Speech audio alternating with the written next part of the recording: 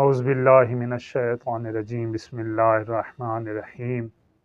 ہم نے پہلی ویڈیو میں عرض کیا تھا کہ ہمیں اپنی اولاد کے لیے جو میراث چھوڑنی چاہیے وہ علم اور تہذیب اور تربیت ہے، دنیا مال و متاع نہیں ہے۔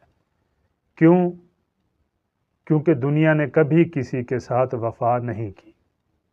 تو مولا کائنات حضرت علی ابن ابی طالب علیہ السلام ارشاد فرماتے ہیں کہ جب دنیا کسی شخص کی طرف رخ کرتی ہے تو باقی تمام لوگوں کی خوبیاں اچھائیاں اس کے پاس لے آتی ہے، اور جب دنیا اس شخص سے منہ موڑتی ہے، رخ پھیرتی ہے نا، تو اس کی جو ذاتی صفات اور خصوصیات ہوتی ہے نا وہ بھی اپنے ساتھ لے جاتی ہے۔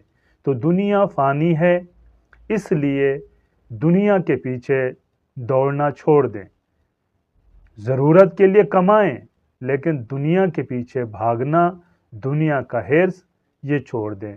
کیونکہ دنیا نے کبھی نہ کسی نبی کے ساتھ وفا کی ہے، نہ کسی ولی کے ساتھ وفا کی ہے، اور نہ ہی ہمارے ساتھ وفا کرے گی۔ والسلام علیکم ورحمۃ اللہ وبرکاتہ۔